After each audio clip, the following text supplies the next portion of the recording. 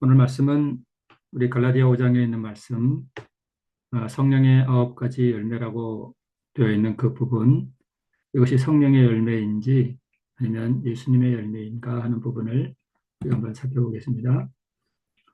갈라디아 5장을 보면 오직 성령의 열매는 사랑과 희락과 화평과 오래 참음과 자비와 양선과 충성과 온유와 절제니 이 같은 것을 금지할 법이 없느니라라고 기록되어 있습니다. 성령의 9가지 열매 너무나 우리 잘 아는 말씀들이죠. 사랑, 희락, 화평, 인내, 자비, 양선. 양선은 선함을 말하는 것이죠. 충성, 온유, 절제. 이것이 성령의 역사를 통해서 열리는 열매들이라고 성경은 기록하고 있습니다. 이 중에서 충성이라고 번역된 이 부분은 그 원어가 피스티스라는 원어인데요. 성경 대부분에서 이 피스티스는 믿음으로 번역되어 있습니다. 그래서 충성이라는 이 열매는 사실 예수님이 가지셨던 그 믿음을 말하는 것이죠. 어, 거의 다 믿음으로 번역되어 있습니다. 그래서 우리가 앞으로 성령의 열매를 기억할 때 이 충성이라는 부분을 우리가 믿음으로 이해해도 아무 상관이 없겠습니다. 자, 그러면 성령의 열매라고 했으니 성령을 받으면 이러한 열매들이 저절로 열리는가?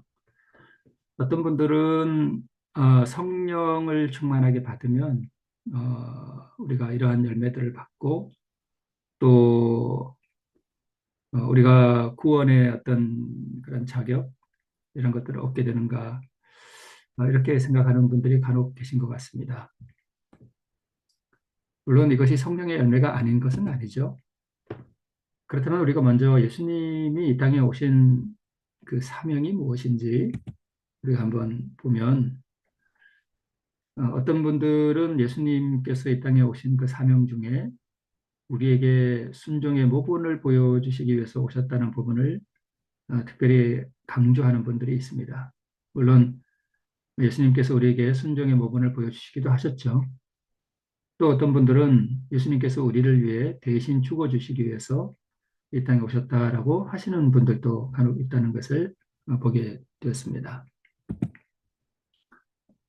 요한복음 5장에 보면 진실로 너에게 이르노니 내 말을 듣고 또 나 보내신 이를 믿는 자는 영생을 얻었고 심판에 이르지 아니하나니 사망에서 생명으로 옮겼다라고 기록되어 있고요. 또 진실로 진실로 너에게 이르노니 죽은 자들이 하나님의 아들의 음성을 들을 때가 오나니 곧 이때라 듣는 자는 살아나리라라고 기록되어 있습니다. 여기 죽은 자들이 나옵니다. 이 죽은 자들이 누군가? 먼저 우리가 아담은 언제 죽었는가 하는 부분을 좀 살펴보면 아담은 사실 어떻게 보면 2번 죽었습니다. 첫 번째, 선악과를 먹었을 때 의와 빛의 옷을 잃어버림이 사실 근본적인 죽음입니다. 창세기 2장 17절에 먹는 날에는 정령 죽으리라 하신 하나님의 말씀처럼 아담이 선악과를 먹었을 때 그는 의를 잃어버렸고 또 빛의 옷을 잃어버렸습니다. 이것이 사실 근본적인 죽음입니다. 그래서 하나님의 말씀을 듣고 믿는 자들은 또 죽은 자들이 하나님의 아들의 음성을 들을 때가 오나니 곧 이때라 하신 그 죽은 자들은 육체의 죽음을 말하는 것이라고 우리가 해석할 수도 있지만 근본적인 것은 바로 이 의와 빛의 옷을 잃어버린 우리 인생들을 말하는 것이라고 또 무게를 둘 수 있겠습니다. 아담의 육체적인 죽음은 930세 때 죽었습니다. 성경은 육체의 죽음을 사실 죽음이라 하지 않고 잠자는 것이라고 이렇게 표현하고 있죠. 로마서 5장 15절은 한 사람의 범죄를 인하여 많은 사람이 죽었다라고 기록되어 있습니다. 어떤 사람은 한 사람의 범죄를 인하여 많은 사람이 죽었기 때문에 모든 사람은 죽은 게 아니다라고 이렇게 말씀하는 분들도 간혹 있는 것을 보게 되었습니다. 그런데 고린도전서 15장 22절에서는 아담 안에서 모든 사람이 죽었다라고 이렇게 기록하고 있죠. 아담이 선악과를 먹는 순간 아담의 허리 안에 있었던 모든 인류는 아담과 함께 다 죽은 것입니다. 여기서 말하는 이 죽음은 생물학적인 죽음이 아니라 의를 잃어버린 근본적인 죽음을 말하는 것이죠. 그러면 예수님이 우리를 위해 대신 죽어주러 오셨는가? 사실 모든 인류는 아담 안에서 다 죽었습니다. 그렇다면 우리는 이미 다 죽었는데 예수님이 우리 대신 죽어주시기 위해서 오셨다? 대신 죽어주기 위해서는 그 대상이 살아있을 때나 가능한 것입니다. 마태복음 8장에 보면 어떤 제자가 예수님을 따라가는데 부친이 돌아가셨나 봅니다. 그래서 내 부친을 먼저 장사하게 허락해 달라고 하는 요청을 들었을 때 예수님께서 말씀하시기를 죽은 자들로 저희 죽은 자를 장사하게 하고 너는 나를 쫓으라 이렇게 말씀하셨습니다. 앞에 있는 죽은 자들은 성령의 열매가 없는, 즉 의가 없는 사람들을 말하는 것이고 죽은 자들은 바로 이 제자의 부친을 말하는 것이겠죠. 여기서 뒤에 죽은 자는 생물학적으로 죽은 사람을 말하는 것이고 앞에 있는 죽은 자는 바로 이 하나님의 의, 그 영원한 생명으로부터 단절된 사람을 말하는 것이겠죠. 그래서 죽은 사람에게 필요한 것은 대신 죽어주는 것이 필요한 것이 아니라 생명이 필요합니다. 예수님께서는 이 생명을 주시기 위해서 생명의 왕으로 오셨습니다. 우리는 이미 다 죽었는데 이미 죽은 우리를 위해 대신 죽은들 그것이 무슨 소용이 있겠습니까? 그래서 죽은 이에게 필요한 것은 대신 죽음이 아니라 바로 그 생명이 필요합니다. 우리가 이 생명을 얻는 데는 두 가지 조건이 있는데요. 그 첫 번째는 생명을 내어놓는 분이 율법을 온전히 지킨 의로운 생명이 필요합니다. 불멸의 생명이어야 합니다. 파생된 생명은 본질적으로 남에게 양도할 수가 없습니다. 그것은 불가능한 일입니다. 그래서 스스로 생명을 가지신 분만이 생명을 나누어 줄 수가 있습니다. 왜 율법을 온전히 지킨 의로운 생명이 필요한가 하면 인간이 그 율법을 범했기 때문입니다. 그리고 그 율법을 범한 아담 안에서 모든 인류가 죽었기 때문입니다. 두 번째 조건은 이 영원한 생명을 얻기 위한 조건에 바르게 응한 사람이 받습니다. 그 조건이라고 하는 것은 자기의 죄를 드리는 것을 말합니다. 그것이 조건입니다. 그래서 십자가의 희생이 죄를 용서하기 위한 그러한 희생인가? 아니면 생명을 주기 위한 행위인가? 우리가 흔히 십자가의 희생은 죄를 용서하기 위한 것이라고 보는데요. 물론 그 말도 맞습니다만은 그러나 십자가의 희생이 그 진정한 의미는 단순히 죄를 용서하는 어떤 그런 것들을 넘어서 생명을 주는 행위입니다. 십자가에서 예수님이 희생하신 그 희생은 어떤 죄를 용서한다라기보다는 생명이 없는 죽은 자에게 자기의 생명을 포기하고 그에게 내어주는 것을 말합니다. 어, 누군가가 누구를 위해서 팔 한쪽을 내어주는 것은 완전한 희생이 아닙니다. 그러나 누군가가 누군가를 위해서 자기 심장을 내어주는 것은 완전한 희생입니다. 예수님께서 십자가에서 돌아가신 것은 어떤 용서의 개념보다는 물론 그것도 있지만 심장이 멎은 죽은 자를 위해서 자기의 심장을 내어주는 그러한 행위라고 보는 것이 우리가 십자가를 더 온전히 이해하는 것이라고 볼 수 있겠습니다. 그래서 율법을 온전히 지킨 의로운 생명을 예수님께서는 십자가에서 내어 놓으셨습니다.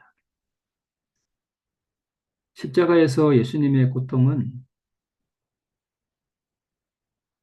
죽은 죄인들에게 자기의 생명을 영원히 포기해버리는, 인간이 이해할 수도 없고 가히 영원토록 다다를 수도 없는 아, 그 무한한 희생, 자기의 그 영원한 불멸의 생명을 인간을 위해서 완전히 내어주는 그러한 희생이 십자가에서 이루어졌습니다. 이것을 우리는 그리스도 우리의 의라고 합니다. 그리스도 우리의 의, 바로 사랑과 희락과 화평과 오래 참음과 자비와 양산과 충성과 온유와 절제, 이 성령의 9가지 열매는 바로 그리스도 우리의 의라고 하는 그 한 열매 안에 다 들어 있습니다. 우리가 흔히 알기로 갈라디아 5장 22절에 그 성령의 9가지 열매는, 성령의 열매는 할 때 열매가 단수라는 것을 우리가 익히 잘 알고 있습니다. 한 열매 안에 다 들어있는 것이죠. 그래서 이 열매들은 사실 내가 열매를 맺는 것이 아니라 이미 이루어진 이 열매를 우리는 받는 것입니다. 이것이 성령의 열매입니다. 그래서 예수님께서는 바로 이 열매를 만들러 이 땅에 오셨고, 그래서 예수께서 우리에게 주시는 이 의는 이 땅에서 율법을 온전하게 지킨 완성품으로서의 의입니다. 완전하게 이루어진 의. 그래서 우리가 이 성령의 9가지 열매라고 하는 이 예수 그리스도의 의를 우리가 받아서 이 의를 가지고 또다시 우리가 그것을 이용해서 율법을 지키는 것이 아닙니다.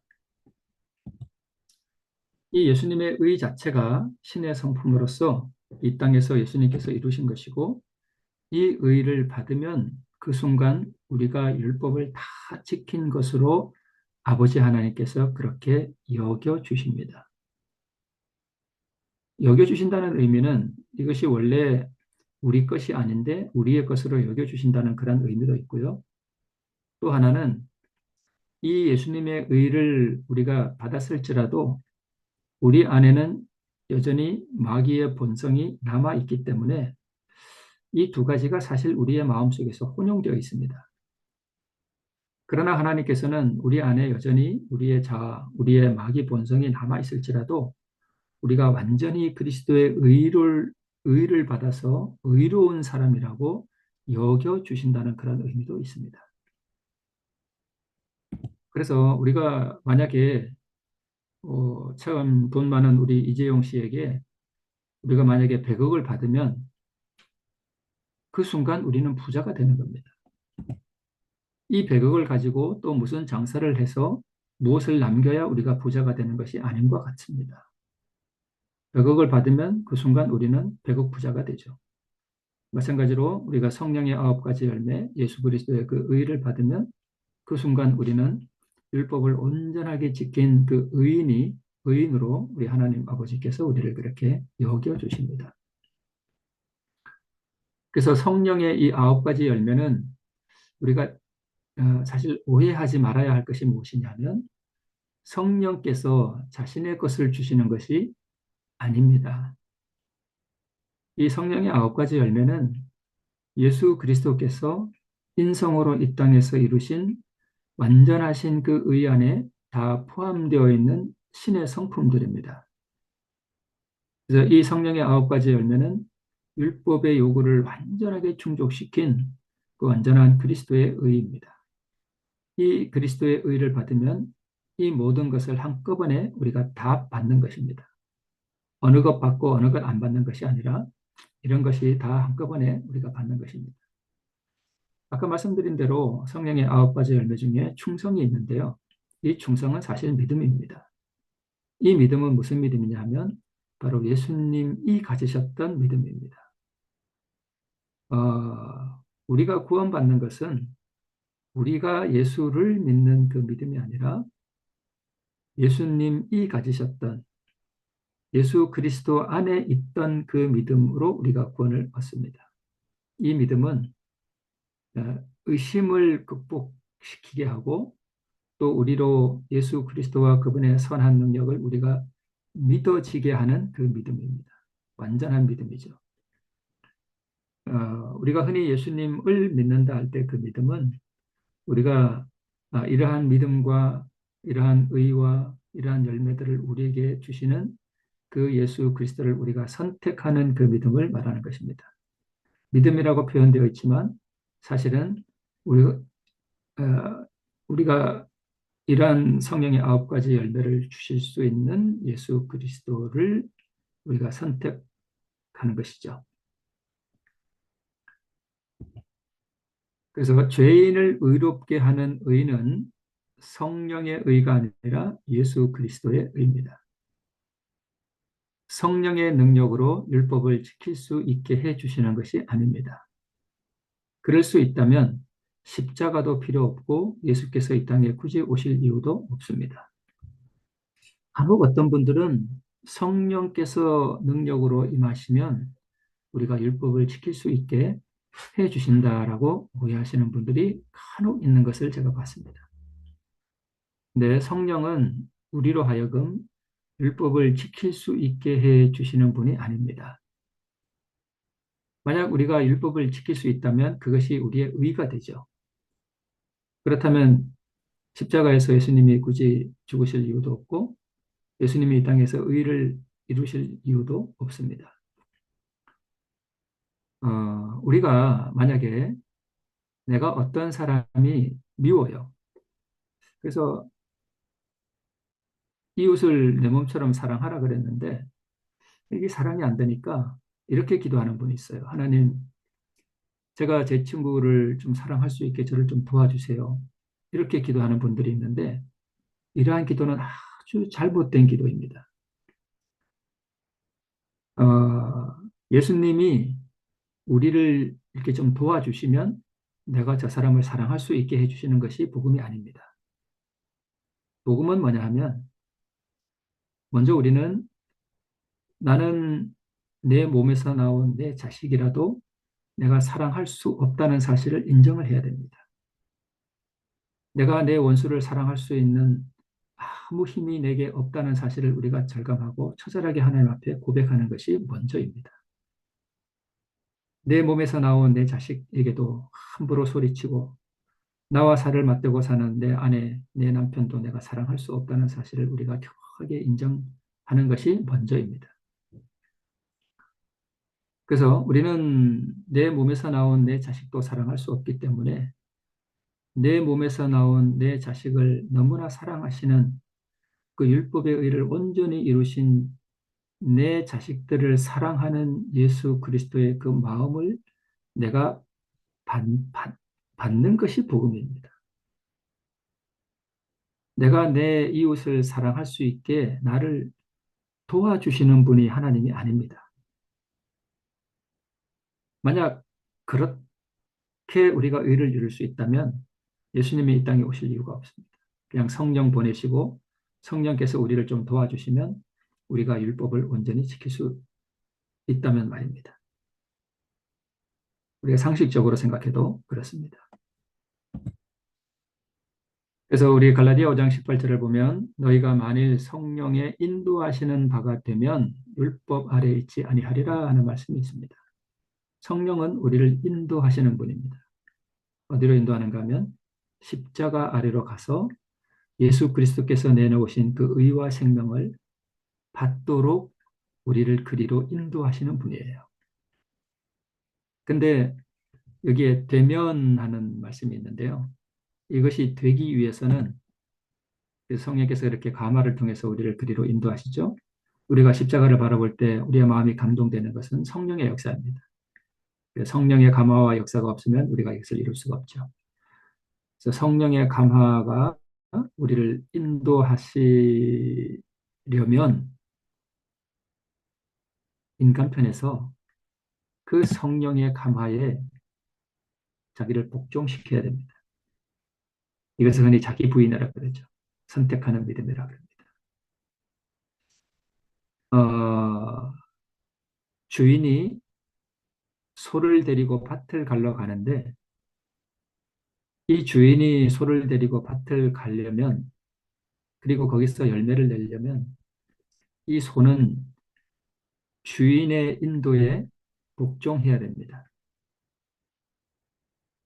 만약 우리가 성령의 음성에 자신을 쳐서 복종시키기로 하지 않으면 우리는 하나님의 인도하심을 받을 수가 없습니다. 우리가 흔히 기도할 때 우리를 인도해 주시옵소서라는 기도를 참 많이 합니다.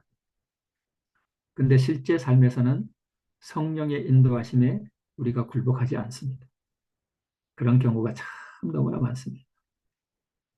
기도는 인도해 주시옵소서, 나를 끌어가 주시옵소서 이렇게 기도해 놓고 실제로 그 인도하심에 따라가지 않습니다. 아,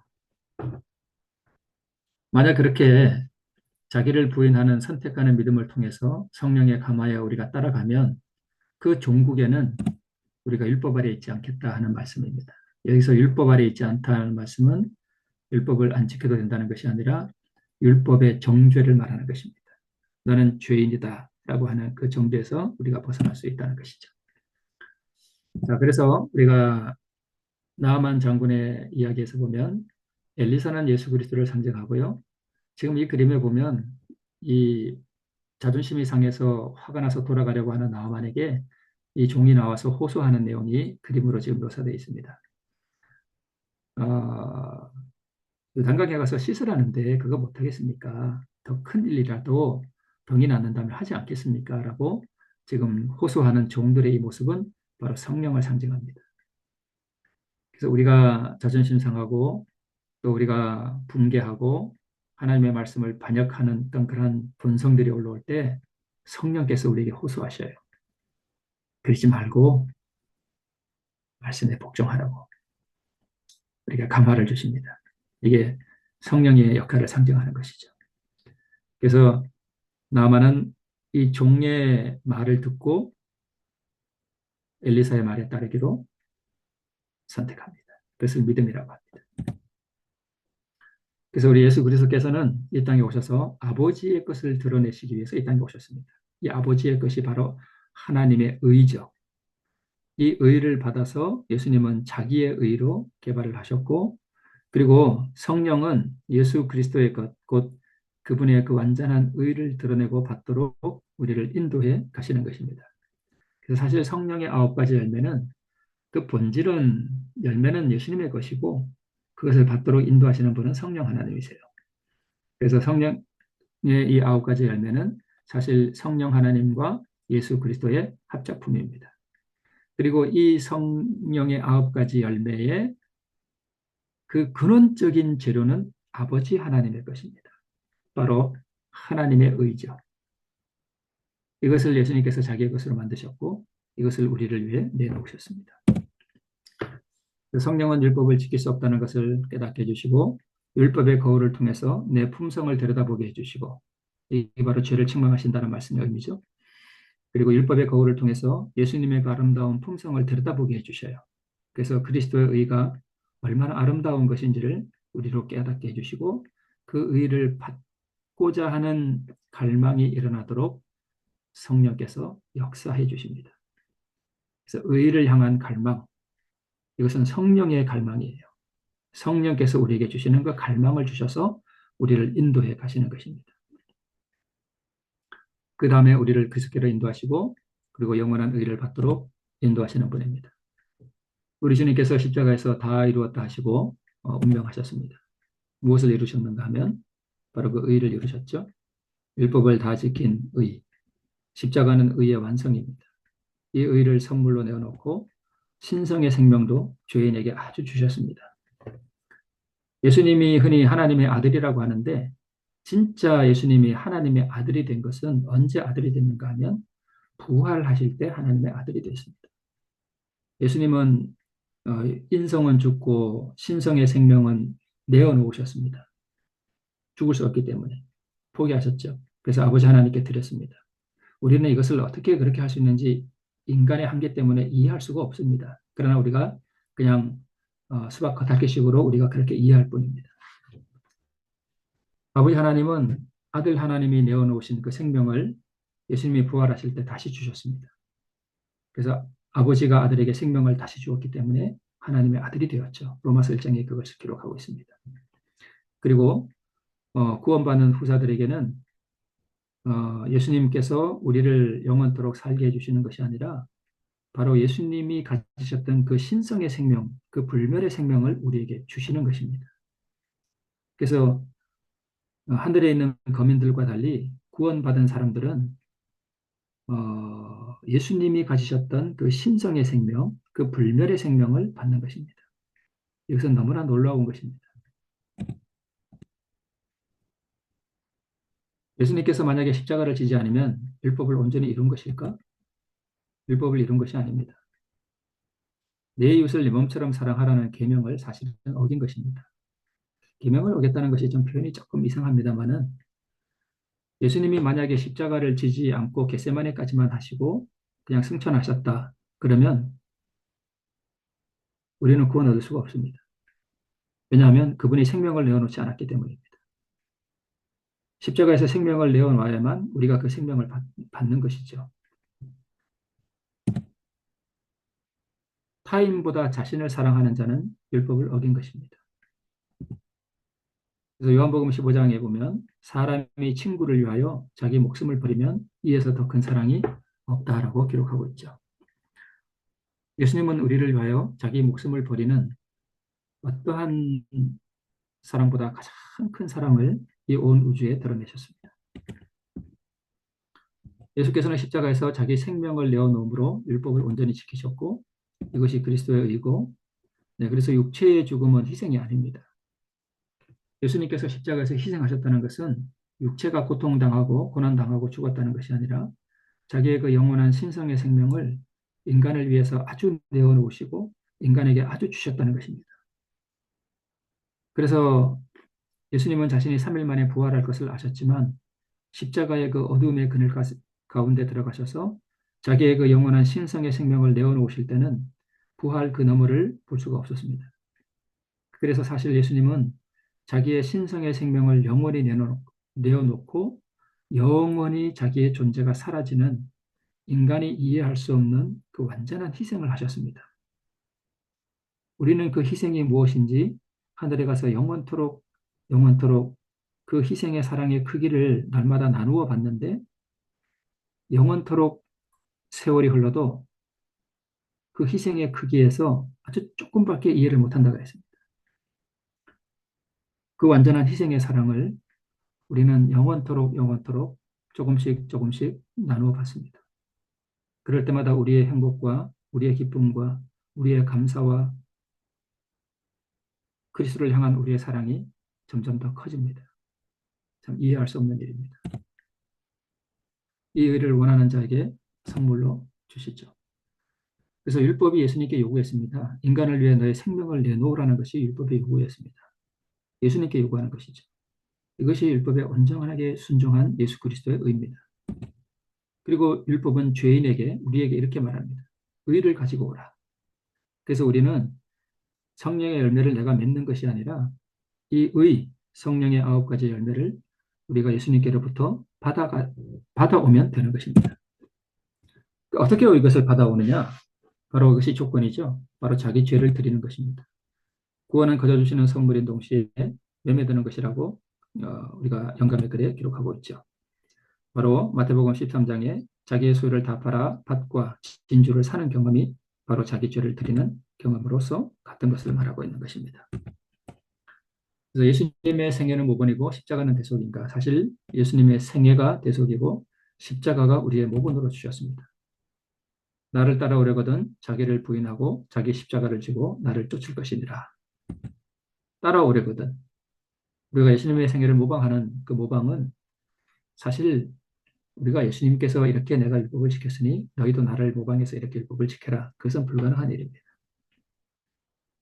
우리가 예수님을 따라서 모방할 수 있는 것은 한 가지밖에 없습니다. 자기 부인입니다. 이것을 우리는 자아굴복이라고 그러죠. 그것이 바로 십자가에서 죽는 경험입니다. 이것이 우리의 모본입니다. 억울하고 자존심 상해서 죽을 것 같을 때 그것을 부인하고 내가 미워하는 그 사람에게 가서 사랑을 나타내는 것, 그에게 사랑을 나타냈음에도 반응이 없을 때 또 한 번의 억울함과 분함까지도 생각하지 않는 것이 진짜 자아골복입니다. 성경이 말하는 회개, 죄의 자복, 헌신, 이것의 궁극적인 의미는 사실 이것입니다.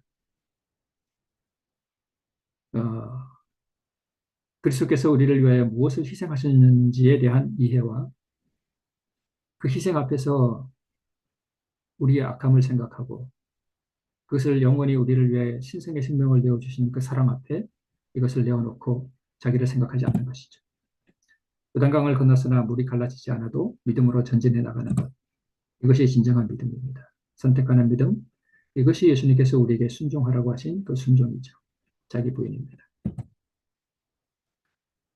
한 영감의 글에 바울의 마음은 영혼을 위한 사랑으로 불타고 있었다고 기록하고 있는데요. 그는 사람들을 회심시켜서 구원하기 위해서 자기의 모든 힘을 쏟아부었습니다. 그보다 더 열렬하고 그보다 더 자기를 부인하고 참을성 있는 사역자가 살았던 적이 없었다라고 기록하고 있습니다. 그는 그리스도의 일을 하였고요. 모든 축복들은 다른 사람들을 축복할 때에 매우 유용하게 사용되었다라고 기록하고 있습니다. 사실 성령의 열매인가 예수 그리스도의 열매인가 우리가 그것을 논쟁할 이유는 하나도 없습니다. 성령의 인도하심을 따라서 성령의 감화와 그의 능력을 따라서 우리가 십자가 앞에 갈 때에 예수께서 이루신 그 성령의 열매라고 하는 그 의를 우리가 받게 되는 것이죠. 성령이 없으면 우리가 이것이 불가능하겠죠. 네. 여기 사랑, 참을성, 그것도 성령의 9가지 열매 중 하나죠. 사람들을 회심시키기 위하여, 다른 사람들을 축복하기 위하여 우리가 하나님께로부터 받은 모든 축복들을 어, 사용하는 것.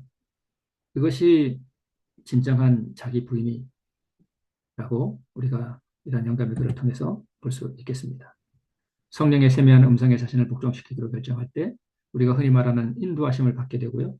열매는 그리스도의 것이나 감화와 힘은 바로 성령의 인도하심을 따라서 우리가 가능하는 것이죠. 자기를 부인한다는 것은 내가 구원받기 위해 골몰하기보다는 나를 잊어버리기로 하고 타인의 구원을 위하여 내가 받은 축복들을 사용하는 것입니다. 방금 보았던 바울의 생애가 바로 그것이죠. 이것이 진정한 자아골복입니다. 나의 오늘 하루가 그런 날이 되기 위하여 내가 오늘 하나님께로부터 받은 것들을 나를 위하여가 아니라 다른 사람을 위하여 사용하는 진정으로 자신을 부인하고 자기 십자가를 지고 오늘도 예수님을 쫓아가는 귀한 하루가 되기를 모두가 소망하면서 말씀을 드립니다. 기도하겠습니다. 하나님 아버지, 측량할 수도 없고 또 우리가 이해할 수도 없는 사랑을 통하여 아들을 이 땅에 보내시고 아들께서 또한 우리를 위하여 자기의 영원한 신성의 생명을 내어놓는 인간이 가히 이해할 수도 없고 다다를 수도 없는 그 희생을 통하여 우리에게 영원한 의, 성령의 9가지 열매를 주심을 감사를 드립니다. 이제 우리가 나를 잊어버리기로 하고 타인을 위하여 나의 가진 것을 축복으로 내어줄 수 있는 의에 동참하는 우리 모두가 되게 우리를 인도해 주시기를 기도드립니다. 오늘도 우리를 향한 구주의 사랑과 자신보다 더 중한 아들을 내어주신 아버지 하나님의 사랑에 또 성령의 세미한 감화에 우리가 그 음성을 듣고 온전히 예수님을 따라 동행하는 하루가 될 수 있도록 오늘 우리를 붙들어 주시옵소서. 예수님의 이름으로 기도합니다.